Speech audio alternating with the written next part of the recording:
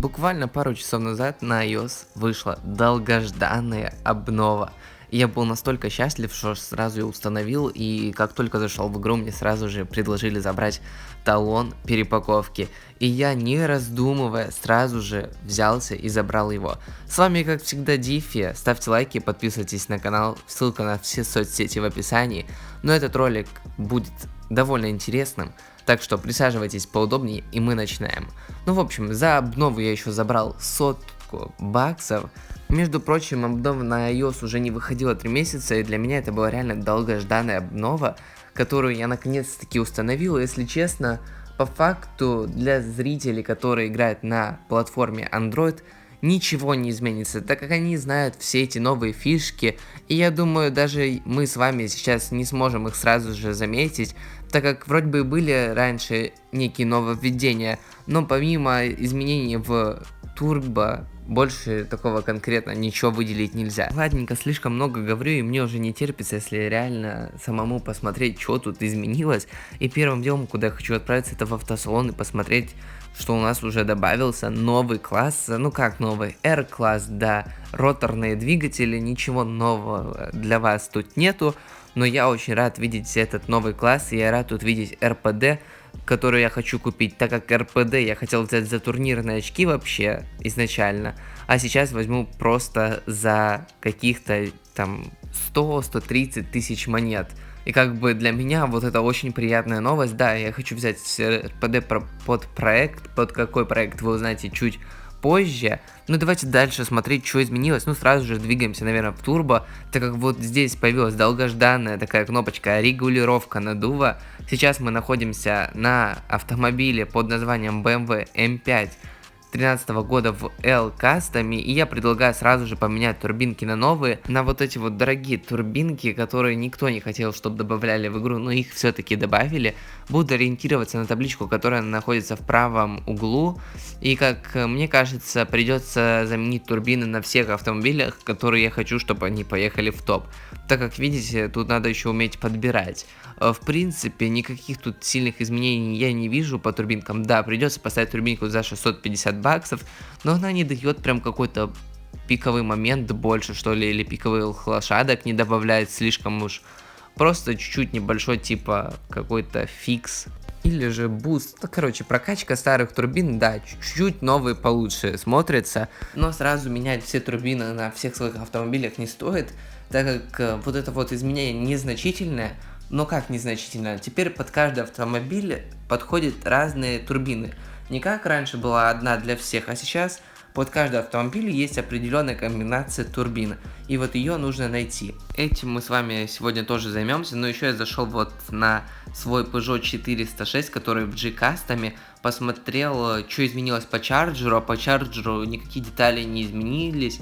И по факту все как было, так и осталось, я так понимаю. Да, чуть цены изменились, а по факту деталь та же самая, только уже под другим названием. И я не вижу смысла менять чарджер. Я чарджер так и оставлю, скорее всего. А вот на бэхе сейчас поменяем турбинки, настроим наддув.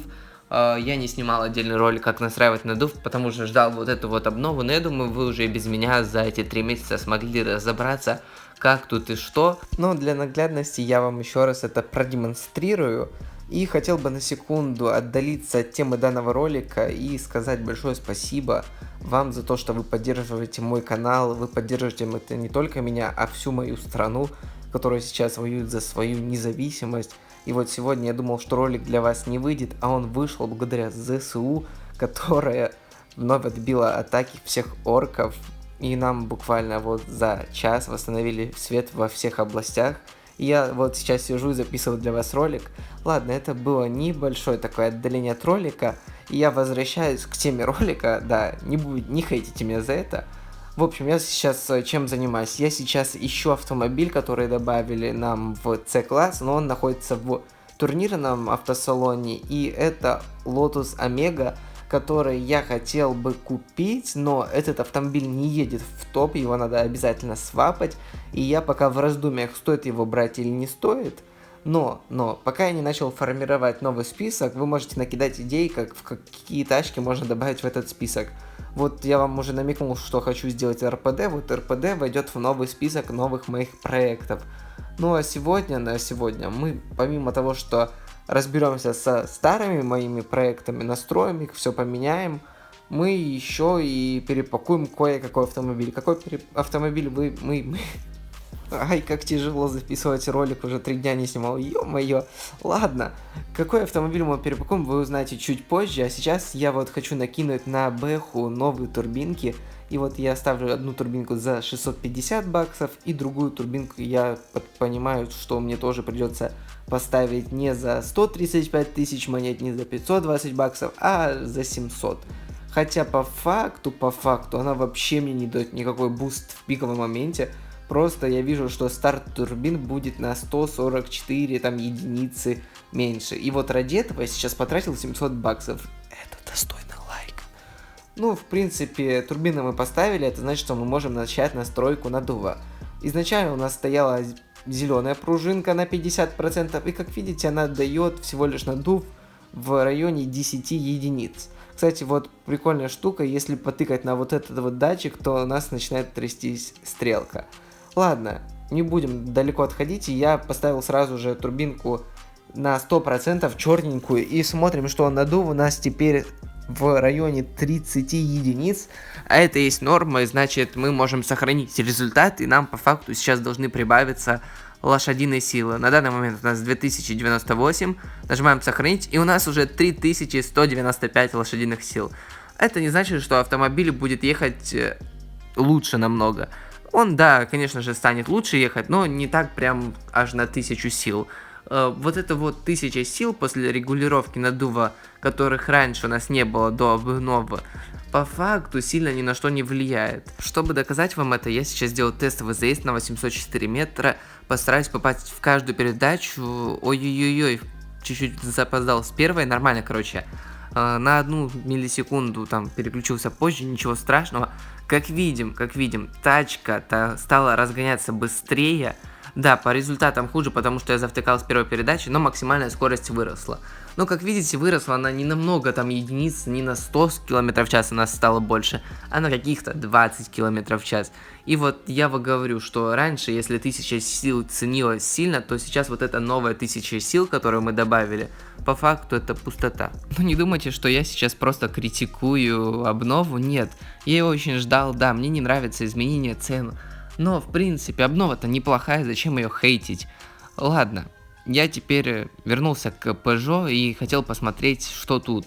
Тут я заметил лишь то, что изменились чуть-чуть цены на компрессора, а так, в принципе, все осталось как и было. Наверное, названия еще изменились, но я не вижу тут никакого нового топового. Просто изменили цены или что, я не понимаю. Ну, походу, да, типа... Так как я тыкаю, ничего в табличке не вижу, никаких изменений, тогда ладно, сразу же настраиваем наддув, и у нас изначально стояло на 50%, но он нам не подходит, так как у нас наддув в районе 15 единиц. Ставим, давайте, вот такой вот на 100, и посмотрим, сколько он нам даст наддува. Как видим, у нас уже стрелка за 35, а это повышенный износ двигателя, то есть передув. Нам такое не нужно, и нам, наверное, подходит вот это вот шкив на 90%, ставим его и смотрим. Да, у нас сейчас стрелка наддува не прям на 35, а где-то в районе 33. Нам это подходит, нажимаем сохранить и смотрим, как у нас прибавляются лошадиные силы. Все, кто пишет мне сейчас в телегу, типа, у меня после обновы на iOS стало 500 лошадок, все просто, не переживайте, возьмите и перенастройте наддув турбин, который у вас раньше не был настроен. Ну и по возможности, конечно же, поменяйте сами турбины и настройте заново автомобиль. Так, я пока зашел на почту и забрал талон перепаковки, и сейчас я хочу его использовать. Не скажу, что это разумная сейчас идея это делать, но я готов это сделать. Да, я очень хотел перепаковать в FTS, но сегодня этой тачке повезло, и она остается у меня в гараже. А перепаковывать я буду совсем не в FTS, а Audi Quattro 80. Я решился на этот шаг лишь потому, что данная тачка сейчас не используется спросом на моем аккаунте. Я на ней не катаю по факту очень сильно, чтобы прямо она мне нужна была в гараже. И я готов ее перепаковать, так как я получу те чертежи, которые мне сейчас очень нужны после новых моих проектов, там где этих чертежей как раз и не хватает. Также я получу различные детали, большинство из них мне не нужны, так как уже многие установлены на тот автомобиль, который я сейчас прокачиваю. Я сейчас говорю про Бэху М5 в N уличном, но другие детали можно будет использовать под какой-то другой проект, так что перепаковать данный автомобиль будет довольно разумно. Сам автомобиль оставлять в гараже тоже не планирую. Хочу сейчас с него зайти на рынок и снять двигатель, и данный двигатель выставить на продажу. В общем, перепаковала тачку, получила я свои ресурсы, еще получил 2000 баксов и какое-то количество монет. Я, короче, не очень огорчен тем, что я сделал. И сразу же, пока вот только перепаковал, надо, пока я помню, снять оттуда двигатель и поставить его на продажу. Так как пока что автомобили в C-классе я не планирую делать, мне в C-класс как сам по себе как-то не очень зашел. Класс сам по себе-то неплохой, но тачки настраиваться в нем не очень-то и просто. Так что снимаем двигатель и выставляем его сразу же на продажу. Так как пока данный двигатель еще есть топовым, его нужно пробовать слить на рынке. Так, нажимаем продать, и сейчас он на рынке стоит 1 800 000, но раньше он стоил, видите, под 2 800. Цена упала, скорее всего, из-за того, что данных двигателей на рынке сейчас слишком много, но я не буду этого утверждать, больше ничего из инвентаря продавать не собираюсь. Выставили движок и можем двигать дальше, чудить и творить. Ну, наверное, начнем прокачивать Peugeot 406 чертежами, так как перепаковывал я Audi для того, чтобы получить чертежи и вложить их в новые свои проекты. Кстати, сейчас за окном включилась опять сирена, и, наверное, пора прятаться. Но нет, я допишу для вас этот ролик, и тогда уже спущусь в бомбоубежище и попробую оттуда для вас опубликовать данный ролик, так как в своем телеграм-канале я пообещал, что я это сегодня сделаю. Я вот сдерживаю свои обещания, и сейчас записываю для вас этот ролик. Сейчас довольно опасно, конечно, это делать, но, в общем, прокачал я тачку чертежами, настроил надув, и давайте посмотрим, насколько изменится результат. Ясень крендель, что тачка не поедет прям вау, не будет такого вау-эффекта. Почему не поедет? Потому что она изначально была не особо уже настроена под свои количество лошадок.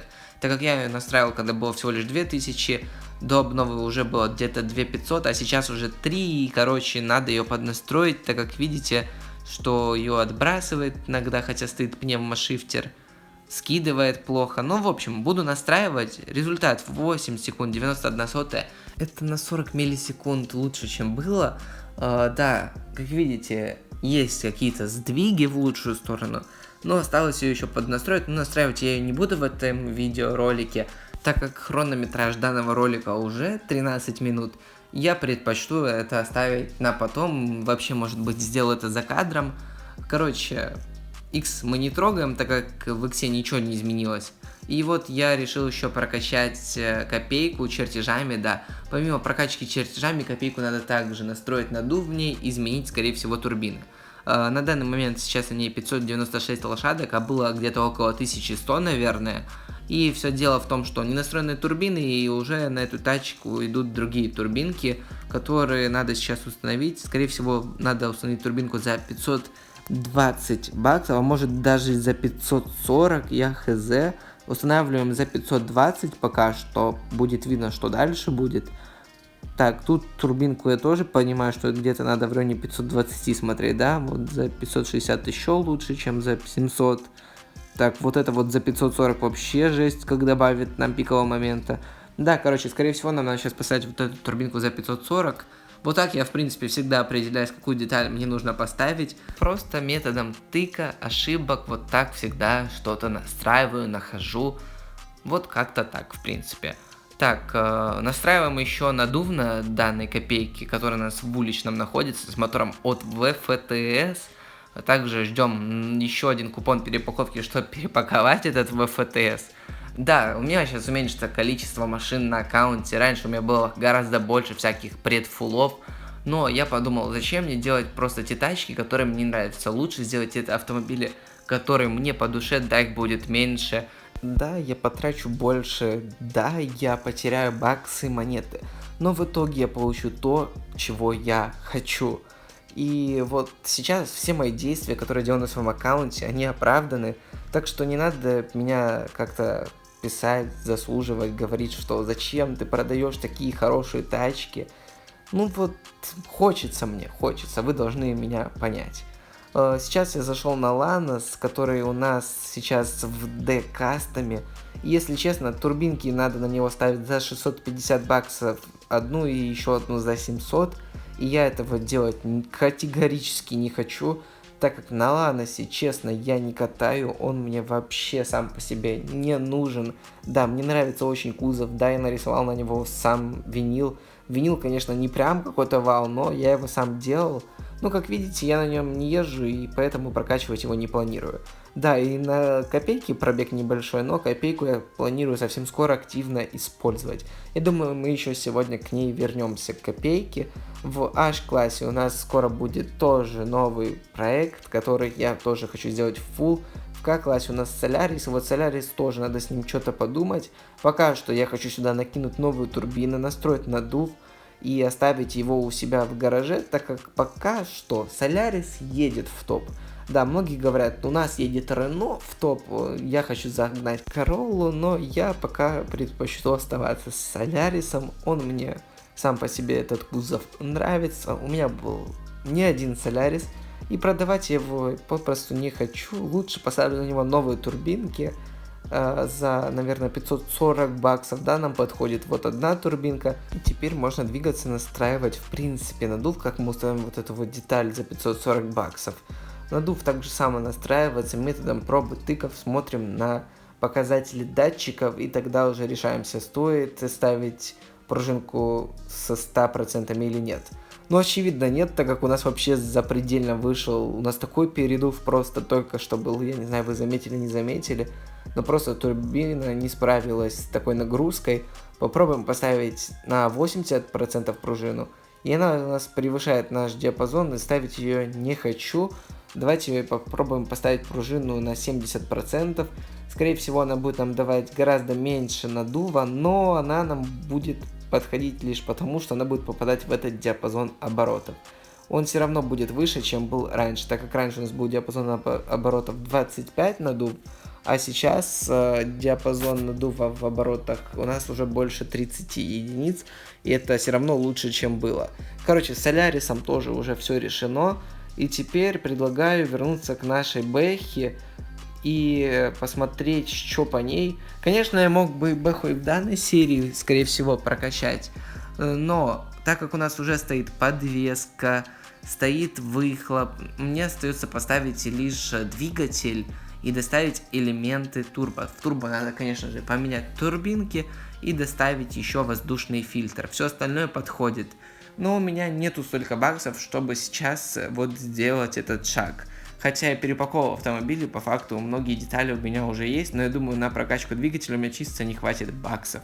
Даже если в теории их бы хватило, не хочу растягивать хронометраж ролика еще на 10 минут, лучше я выпущу отдельный видеоролик по данной тачке. По инвентарю я сейчас вам показываю, что тут есть. Помимо чертежей, у меня еще в инвентаре деталей на 5000 баксов. Для свапа деталей нету, ресурсы тоже пустенько и в разном ничего. Ладно, инвентарь показал, возвращаемся к нашей копейке, я говорил, что вернусь к ней, и я хочу еще прокачать чертежи, наверное, до фиолетовых чертежей все прокачать, чем я сейчас и занялся. Прокачка занял у меня около минуты, ну на монтаже я, наверное, сейчас подкрутил вам секунд на 10. И вот, в принципе, копейка тоже готова. У нас получается раз, два, три уже предфула, 3 предфула. 4 это Бэха, вот, 4, 5, если считать Ланос, как предфул, 5, Бэху не берем в счет, 6 предфулов, еще и X, 7 предфулов, ну неплохо, разве раньше было, ну да, раньше было чуть больше, но и сейчас немало. А вот если зайти сейчас в территории и покатать босса, то вы видите, что время у босса, короче, сейчас как и было, так и осталось. Вот это вот минус, но количество лошадок вот 1700, и вы думаете, сейчас я сделал босса налегке, но на самом деле так не получится, так как время вот это, что было, оно закрепилось, и если вы раньше, у вас было такое же самое время или даже хуже, то вы все равно, даже если его сейчас обгоните, так как у них у всех будет лютая запинка из-за того, что у них по 700 сил, все равно будет считаться время только, которое было установлено ранее, и по тому времени, если вы его не обгоните, то результат в виде влияния у вас останется прямо пропорциональный. Надеюсь, не заумчиво сказал. Как видите, я выиграл нашего соперника, получил 25 влияния, но у меня время и так было лучше. А вот если найти соперника, у которого время было в районе 5 секунд, вот допустим, тут 6 нам не подходит, вот допустим 5,54, да, тут 2335 лошадиных сил. Я сейчас хочу сделать тестовый заезд. У меня 3000 сил, но мы саму тачку обгоним, но по времени результат у нас будет хуже, чем закреплен у него. Значит, влияние мы получим все равно меньше. Видите, он запнулся на старте, мы его обогнали, и по логике мы должны получить 25 влияния. Но по итогу у нас время хуже, и значит влияние мы получим меньше. Да, мы сняли 23 влияния. В общем, я как бы поначалу радовался, думал, сейчас легко боссов пофармим с командой. Ну а по факту, когда увидел сейчас, я сразу же выкупил эту тему и чуть немного так огорчился. Ладно, не буду катать других боссов. Вот мы начали зимнюю сказку. Сейчас, я думаю, команда присоединится и начнет катать данного босса. Сейчас его вообще налегке делать. Хотя, думаю, многие сейчас заняты, конечно, настройкой автомобиля, играют там с надувом. У них полно своих дел, но они, конечно же, зайдут и покатают босса. Так как после ролика обязательно напишу в командный чат всем бегом катать босса, и все реально начнут катать босса. Вот это вот прикольно в команде, когда команда реально сразу подхватила твою инициативу и начинает ее продвигать. Ладно, про территории тоже уже немножко рассказал.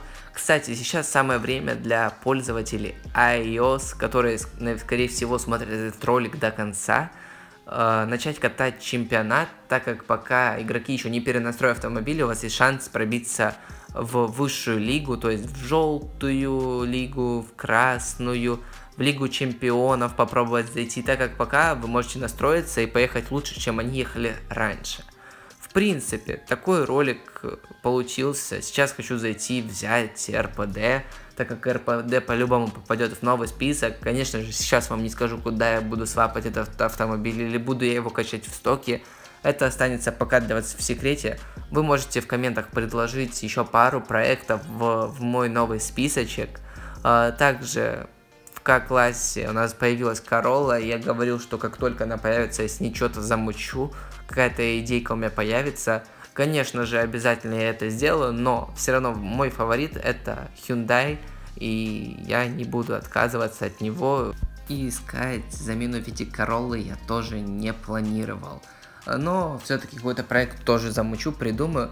Такой ролик получился, я надеюсь, он был увлекательным, интересным, он вам должен был понравиться. Да, тут было миллион тем, миллион переходов с разговора в другой разговор. Нету конкретной тематики у ролика, она такая разнообразная, можно сказать. Но я думаю, ролик заслуживает определенного лайка. Подписывайтесь на канал, пишите комментарии. С вами был, как всегда, Дифи. Всем пока-пока, а я в